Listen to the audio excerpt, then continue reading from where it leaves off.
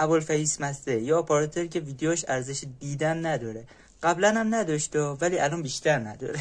مثلا یکی از ویدیوهاش اینه. یه ویدیو گذاشتم راجع به قسمت حذف شده باب اسفنجی و شما بهم گفتین که ابوالفضل لطفاً عجیب ترین قسمت‌های باب اسفنجی رو بهمون معرفی کن. آخه پسرم داره باب اسفنجی میسازه. پسر کوچولیه، من کوکولی. یعنی قسمت‌هایی که هنوز میشه اونا رو دید و منم توی این ویدیو اومدم همین کارو کنم. توی این ویدیو قراره بهتون 10 تا از عجیب ترین قسمت‌های باب اسفنجی رو معرفی بکنم.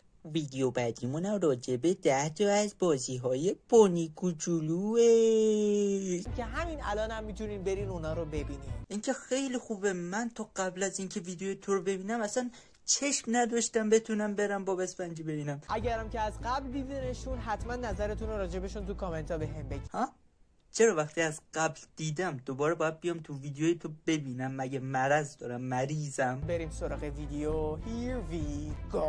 Here we go. پسرم گو حرف بعدیه. آها خب باشه، پس here we go. کلا وقتی دنیای واقعی و بابا اسفنجی قاطی میکنن یه ذره اوضاع عجیب غریب میشه. میدونی چی میگم؟ آره ما که میدونیم، ولی مشکل اینجاست تو نمیدونی که نباید یه مرد 20 ساله رو با بابا اسفنجی ترکیب کرد.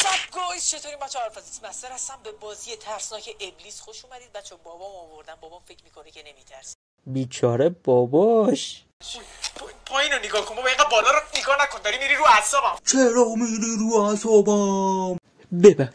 ببخشید. نه بخشش در کنی.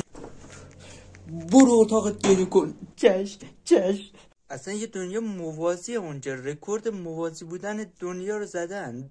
گایز چطوری بچه‌ها؟ ابوالفضل ایکس مسترم. هر سوالی که توی کامنت ها دوست دارین ازم بپرسین و مامانم قراره سوالات شما رو انتخاب کنه، بهترین سوالا رو، و از من توی یه ویدیوی دیگه بپرسه. چند نفر تو کامنت ها گفته بودن چجوری مامانت رو راضی کردی بیاد باید ویدیو بگیره؟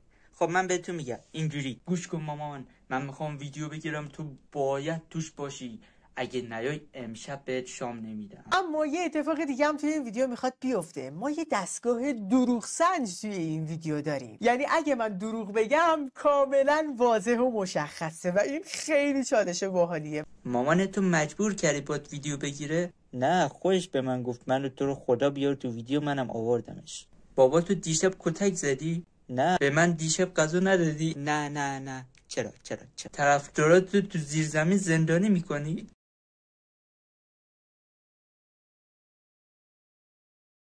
خب پس حداقل حالا که جواب نمیدی پاشو برو GA رو فالو کن.